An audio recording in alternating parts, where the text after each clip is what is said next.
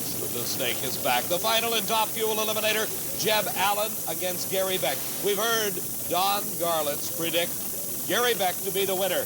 And on the basis of times, he has picked the right one because Beck in with a 5.71 second elapsed time. Some possible trouble with Jeb Allen's car. No, he says everything's A-okay. Let's go to the starting line.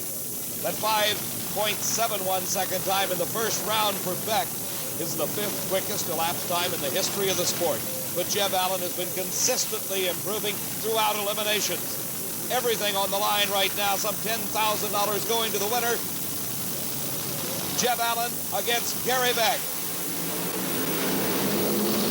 Beck with a big hole shot and a big lead off the starting line, but here comes Jeb Allen and he wins it. The upset of Top Fuel Eliminator Racing. Jeb Allen defeats Gary Beck in the final. As we look one more time, you see the hole shot or the head start off the starting line going to Gary Beck, but just before the finish line, it's Jeb Allen. Where did you go around him? When I shifted about half track. When I started going over towards him, broke the tires loose, and I think it started making some horsepower and just drove around him. And that's when you start praying for the motor to just stay together for another few seconds. Oh yeah, the motor's working real well, as a matter of fact, except for the slight little oil leak in the front we can't locate. But I just like to say my wife and kids aren't here. My son Troy, I'm sure he's going to be very happy to see this, and my dad and mom and English Leather and everybody else, Steve. Congratulations, a great victory. Thank you. Shirley Muldowney, the two-time world champion, one of the top drivers in the sport, against Jody Smart, first time ever into an NHRA national event final. Earlier, we asked Jody, can he beat Shirley on the lights? I think so. I've run her 3 times in the finals of other races and twice in the semifinals. And what's the score? 0. She's outrun us every time. Shirley, considered by many as the premier dragster driver of today, against Jody Smart. Jody hoping to get into the win column at least once, and what a big one it would be, worth over $15,500. The winner of Top Fuel Eliminator at the Gator Nationals will know in just a couple of seconds because they're leaving the line. And it's Jody Smart alongside of Shirley Muldowney, and a tremendous race. Shirley Muldowney wins it, and by doing so, she moves into the lead of the World Championship points chase. Her time, 5.81 seconds, a brilliant 247 miles an hour. As we watch again, we see Shirley with just a little bit of advantage off the starting line, and she continues to move ahead foot by foot until at the finish line, Shirley Muldowney tops Jody Smart by just about a car length. Steve, I'll bet she's happy. Shirley Muldowney getting some help from this great group of guys down here known as the turnaround crew. She says, what did it run? It doesn't matter what it ran. You won the race. World champion Shirley Muldowney finally nails down the Gator Nationals title. She's been trying to get for a half a dozen years anyway. A 5.81 to a 5.89. What a race. Wow. I got to say hello to somebody, Steve. Okay, Shirley. Jody Smart certainly can be very, very proud. Come over here, you two, of his final round performance. Everybody was worried about that left-hand lane, but after watching the funny car final, there was nothing wrong with that left-hand lane at all. Not at all. Obviously, he was right there. I'm watching him and watching him. I didn't know what to do. You can't say anything, but they just ran real fast all weekend. One of the finest performances anybody's ever had. She's the world champion for a good reason. She sure is. And a big top-end charge that your crew built into this motor helped out, 247. Dynamite. Good. We didn't get that record from Garlits yet. Well, I think we have a mutual admiration society down here, Dave. 2 great races and 2 super people to have in this wonderful sport of NHRA drag racing. Shirley Muldowney and Jody Smart. You'd think Jody Smart won the race, but indeed it was Shirley Muldowney taking home her first Gator Nationals Top Fuel title. The starting line, the tension is so thick you could cut it with a knife. This is the showdown of giants. Don Garlits will be in the far lane against this lady, the only person ever to win a Top Fuel World Champion title twice. Shirley Muldowney coming up against the fan favorite, that man, Don Garlits, at the age of 50. He started this career back in the mid-1950s. He has been driving a Top Fuel dragster ever since. He's the best there ever has been at Top Fuel Racing, and he's matched against one of the greatest racers of all time, Shirley Muldowney. Tremendous concentration by both drivers as they know what rides on this event, and this one single run. They're off together, but it is Shirley Muldowney pulling ahead, and Shirley wins the Gator Nationals for the second year in a row. 5.86 seconds, 240 miles an hour, some slight damage to the engine, but look at this. At the starting line, Shirley Muldowney, her eyes wide open, concentrating on the start, trying to gain that slight advantage that will put her in the winner's circle. At this point, they're side by side. But at this point, you can see Shirley starting to extend the lead that will take her to her second consecutive Gator Nationals title and the defeat of Don Garlits. One of my favorite moments down here, Dave, is when the Happy Crews arrive, especially after one of the most tense, exciting, classic Top Fuel finals we've ever had. Shirley's son, John, her crew chief, Ron Muldowney, Francis Gray, and all the folks who helped Shirley put this together. She's some kind of race car driver. Steve, she certainly proved that today. The congratulations being paid to Frank Hawley, but at the starting line, the quickest man in drag racing history is trying to end a 16-month streak of no victories. Gary Beck has been the top qualifier at the last 6 NHRA national events, but he has not won a race since October of 1981. Connie Kalita, winner twice on the national event trail last season, has got his work cut out for him. He ran a 5.66 in the semifinals to defeat his former driver, Shirley Muldowney, but Gary Beck ran a 5.44. He's already run another 5.40, a 5.49. What will he do this time? He's just driving away from Connie Kalita, and Gary Beck wins the race with another 5.40, 5.49 seconds the last time, at over 251 miles an hour. Leaving the line, the blue car of Gary Beck not missing a beat. Kalita into problems. He shuts off, and Beck wins it. Oh, and congratulations again to you and your wife, Penny, and to Larry Minor, and a happy crew that'll be down here in just a few minutes. Have you ever, short of that first win in 1972, have you ever enjoyed a weekend anymore at the drag races? Well, it's so much work that, that it's hard to understand the fun. Maybe we'll understand the fun tomorrow. Gary Beck is your Gator Nationals Top Fuel champion. And Dale Armstrong. Joe Amato, the fastest man in the history of the sport, shaking his head at his crew chief, Tim Richards, saying, what can we do to top that? For Gary Beck, an unusual situation in the final as Beck had to give away lane choice. That means Joe Amato ran quicker than Gary Beck did in the semifinals. The lane choice went to Amato. He took the right-hand lane, where he's been running all day. So has Gary Beck. So Beck had to reprogram his car to run that left-hand lane. A close race off the starting line, but here comes Amato.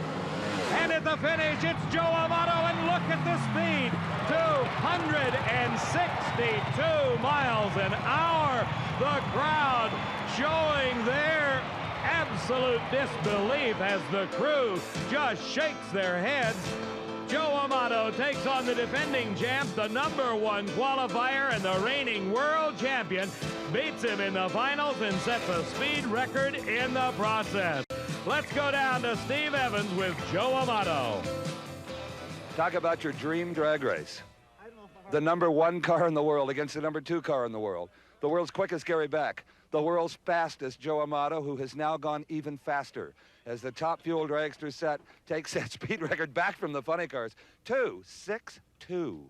We had to take it from the funny cars. When Timmy saw him, we were staging up, he says, you got to go 261, he said. But he just gave me a little more power. What did he go in ET? Who cares? You won the Gator Nationals, and you left first by 0.04 of a second. You did everything right, my friend. Yeah, well, some days you get up right and you do the right things. And, boy, I've got the crew. You know, you surround yourself with people that may make you look good, and that's what I've got, a lot of good people. Well, you certainly do. You certainly do. And Gary Beck in the background crawls out of his car, a smile on his face. He's done the best that he can possibly do. In that kind of a drag race, boy, there are no losers. The fans, of course, the big winner. You're looking at him, the fastest man ever in a quarter of a mile, Joe Amato. Gary Beck says 262. Remains at the Gator Nationals in Gainesville, Florida. That is the finals in Top Fuel Eliminator. Dick LaHaye making his last moment preparations for the run as his daughter and crew chief, Kim, looks on intently. Just a few moments ago, Steve Evans had a chance to stop by the LaHaye pit area. A lot of attractive young girls in their early 20s dream of being actresses, models, airline stewardesses, the glamour jobs. Well, Kim LaHaye considers what she's doing right now to be a glamour job because she may help her dad win an important drag race. Kim, you get a little greasy down here, don't you, kid? Well, I get a little bit dirty, but it's a lot of fun. You know, you guys are running a very conservative operation here. You're not putting a lot of pistons in like the Joe Amatos and some of the others. We have to run it pretty conservative so that we can race all year. We have to race weekend to weekend and make a living at it, so we try to be real conservative. Well, all this oil can't be too good for the hair and the complexion. Well, actually, the oil is probably the best conditioner for your hair there is. Kim LaHaye, great attitude. Steve, she's got a great attitude and has done a great job wrenching on her father's car. That's Dick LaHaye in the far lane. He's racing against the defending champion, Joe Amato. Amato, the quickest elapsed time in eliminations thus far, has got to be considered the favorite going into this run. For LaHaye, he once again gets stuck in the lane that nobody else wants. He's been the master of it thus far and is once again with a whole shot over Joe Amato, and Dick LaHaye pulls away at the finish in a stunning upset. A brilliant driving job, and Kim LaHaye showing the emotion of the moment as her father is the Gator Nationals champion at 5.65 seconds, and what a beautiful grin on the face of Kim LaHaye. The driving job by Dick LaHaye against Joe Amato, another hole shot. The car performing flawlessly as the wheels just touching the pavement as he dances off the starting line. And as we see Dick LaHaye's car not missing a beat, a full car length or more ahead of Joe Amato at the finish. Dick LaHaye being congratulated by the Joe Amato crew. Jerry Amato giving him a hug, said if we had to get beat, it might as well be by a real good guy. And Kim, you got to be proud of your dad today. Hey, he's been doing an excellent driving job all day. He's just doing fantastic. What a job this young lady has done. I mean, on the engine, under the engine, anywhere she had to be. Yeah, we actually hurt two pistons at this race. We hurt one in the second round and one in the third round, and I think we got her fixed now. It didn't hurt anything that run, and you know, I couldn't do it without this lady right here. It's nice to win a big one and know you haven't already spent the money and parts you broke to do it. Oh, I hope to tell you, yeah. I mean, the one cylinder head never came off the engine. We had to take the left one off twice. Congratulations, both of you. Thank you very much. A Brit. There's no doubt about that, Steve. Ed McCulloch, a very lucky man. Don Garlits in the lane nearest the camera with those very small wheels and Kevlar belts that have caused him so many headaches throughout this entire event. He has thrown the belts off on every run he has gone down the racetrack, and now he is in the finals. He's already established the speed at over 272 miles an hour, but he's racing the defending champion. Debuting his brand new car at this event is Dick LaHaye. And as we heard him tell Steve earlier, he has not run that car as hard as he can through the entire quarter mile. What a matchup. The defending champion, Dick LaHaye, against the all-time winner in Top Fuel Racing, Don Garlits. And it's been a long road and lots of racetracks for Garlits from 1957 when he ran 170 miles an hour to today when he has gone over 100 miles an hour faster. Garlits in the near lane, LaHaye in the far lane. A great start. LaHaye and Garlits side by side in the middle of the course. And LaHaye's engine explodes. Garlits wins his 30th ever title. 5.50, 268 miles an hour. What a tremendous explosion for Dick LaHaye. The advantage off the starting line by 100th of a second went to Garlits. It was oh so close. You see LaHaye in the far lane has about a 3-foot lead at that point. But at mid-track, Garlits has caught and passed LaHaye, and at the finish, the engine exploded. As we look at another angle, you see the concussive force as that supercharged engine just levels the top of the motor, the parts flying off the front end of Garlits' car, but he wins his race. Well, Don, as many years as you've been racing, few days could possibly be more satisfying than today was. The hometown crowd, everything went right, the record, the whole deal. Yeah, what did we turn? Not quite enough to back up the record, but believe me, everyone acknowledges you were the first to go 270. Really, it's been quite a day. And I noticed there's some scars on the canopy there. It's nice to have that there. A piece of that belt came back of the fiberglass and hit it pretty hard. I have a feeling that's the last time we'll see the belts on the front end of this car. You can bet on that. Dick LaHaye was a tough customer. He exploded a blower there. He might have even been tougher. Yeah, he was right there almost all the way. And the theory works. The front end works. Yeah, the design is correct. We just got to get the right components up there.